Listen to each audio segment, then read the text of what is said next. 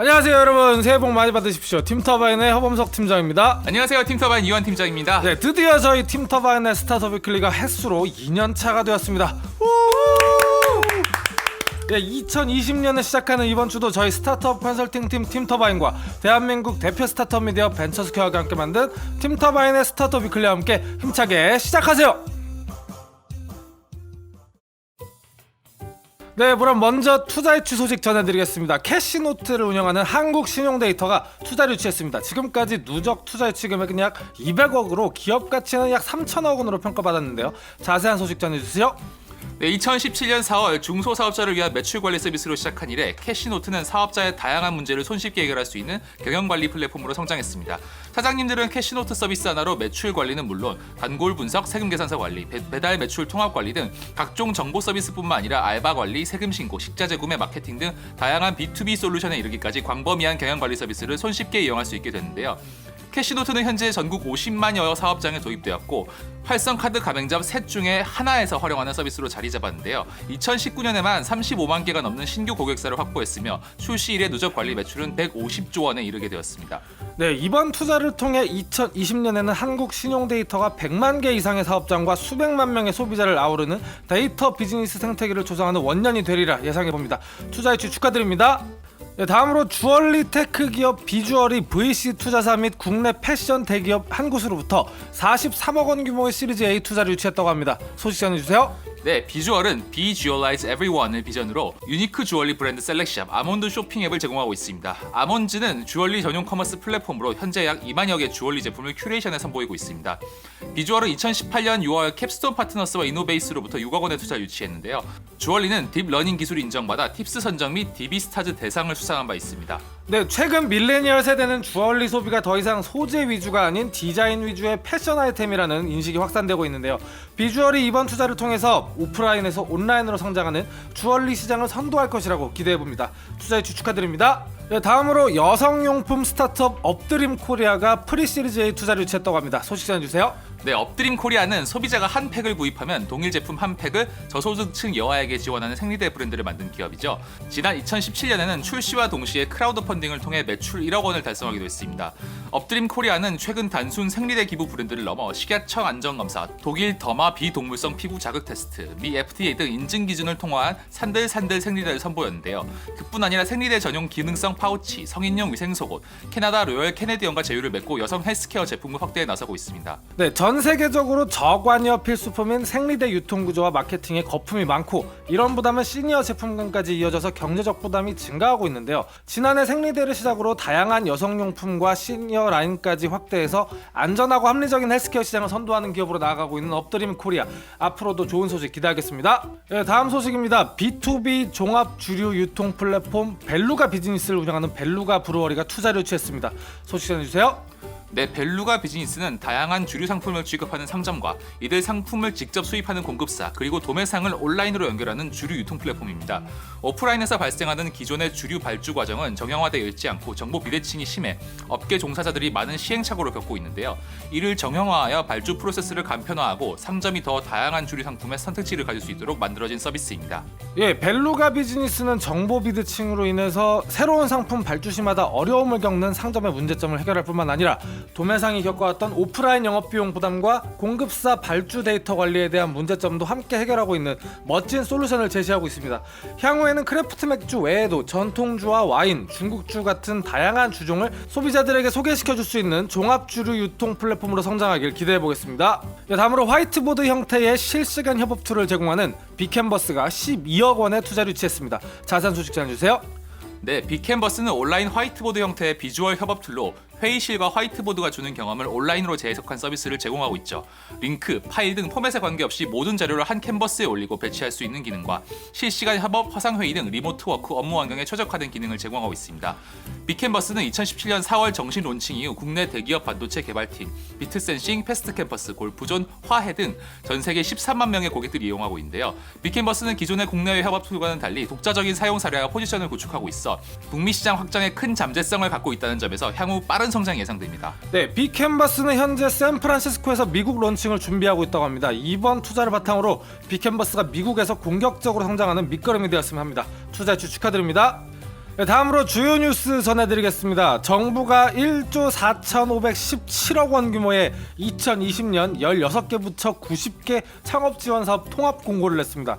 창업지원 예산 지원 규모는 지난해 1조 1,181억 원보다 29.8%나 많은 3,336억 원이 증가했다는데요. 자세한 소식 전해주세요. 네, 부처별 지원 규모는 중기부가 지난해 9,976억 원에서 2020년 1조 2,611억 원으로 늘려 가장 높은 비중을 나타냈고 과학기술정통부 489억 원이 뒤를 이었습니다. 또 지원 유형별로는 창업사업화 50%, 연구개발 35%, 시설 공간 제공 9%, 창업교육 4%, 그리고 멘토링이 2% 순으로 나타났습니다. 중기부는 1월 2일 2020년 창업지원사업 시행계획도 함께 공고했습니다. 예비창업 패키지는 1,113억 원 예산의 지원 자격 요건을 완화하고 수혜 대상 연령대를 중장년으로 확대했습니다. 창업도약 패키지 예산은 1,275억 원, 창업도약 패키지 예산은 1,275억 원으로 구글과 협업한 창구 프로그램을 토대로 제조, 유통, 물류 등에도 글로벌 기업 연계를 통한 스케일업 플랫폼을 확대할 계획입니다. 네, 그리고 초기 스타트업이라면 모두가 관심을 가질 만한 사업이 바로 팁스와 청년창업사관학교, 줄여서 청창사죠. 이 두 사업 지원 규모는 어떻게 되나요? 팁스 프로그램 2020년 예산은 543억 원으로 스케일업 지원 체계를 강화하고 프리티스 성공기업이 팁스를 지원하면 가점을 부여하고 프리티스 최종평가에 팁스 운영사가 참여해 투자 유치 기회를 제공하게 됩니다. 청년창업사관학교는 예산이 932억 원으로 올해는 글로벌 창업사관학교를 신설합니다. 신설한 로컬 크리에이터 바우처 지원 사업에는 44억 원을 할당하고 로컬 크리에이터 140여 명에게 최대 3천만 원씩 지원해 발굴에 나설 계획인데요. 또 450억 원 규모의 혁신 분야 창업 패키지 사업도 신설해 소재 부품 장비 분야 유망 스타트업을 발굴할 계획입니다. 네, 또 재작년부터 정부에서 야심차게 밀고 있는 사업 중에 하나죠. 보육공간과 메이커 스페이스 구축 부분인데요.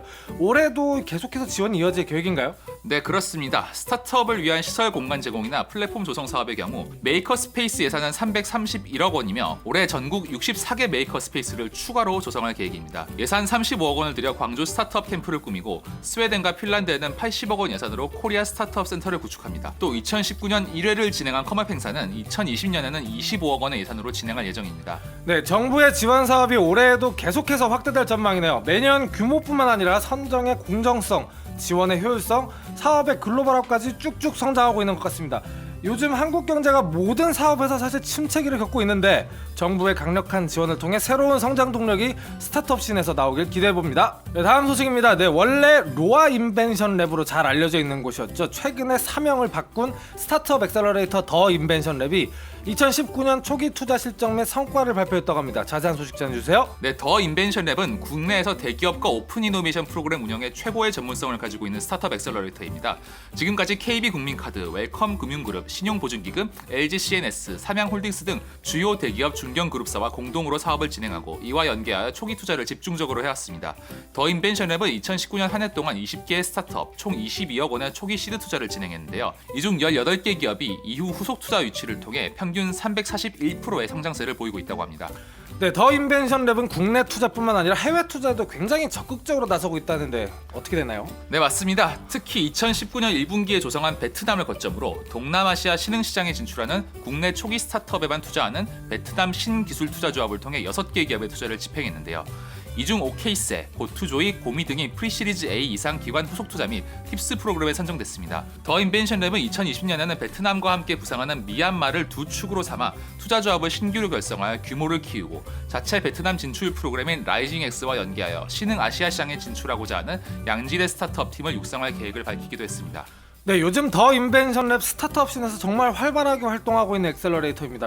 훌륭한 국내 투자 성과뿐만 아니라 베트남, 나아가 아직 블루오션으로 평가받는 미얀마 시장에까지 선도적인 위치로 나아가고 있는 것 같습니다.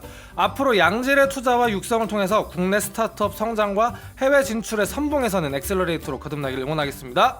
네, 다음 소식입니다. 쿠팡이 대구 달성군 국가산업단지에 메가 물류센터를 짓는다고 합니다.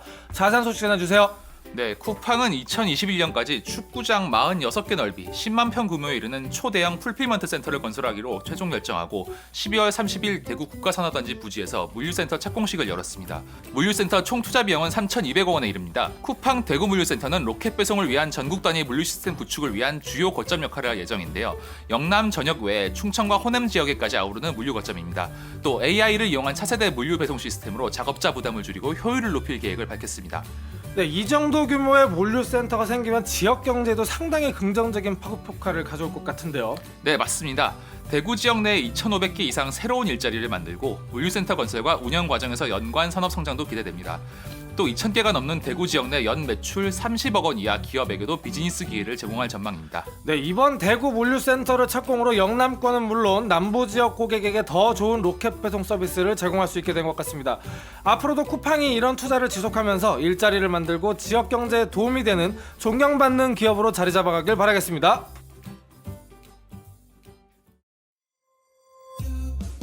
네, 여기까지 저희 팀터반이 준비한 한 주간의 스타트업 주요 뉴스였습니다. 네, 계속해서 저희 위클리를 들어주시는 분들 너무 감사합니다. 네, 청취자분들 올해 활기찬 한 주 시작하셨는지 모르겠습니다. 저희 위클리는 2020년 올해도 쭉 언제나처럼 새로운 소식들로 매주 인사드리겠습니다. 팀터바인의 스타트업 위클리는 대한민국 대표 스타트업 미디어 벤처스퀘어와 함께합니다. 감사합니다. 새해 복 많이 받으십시오.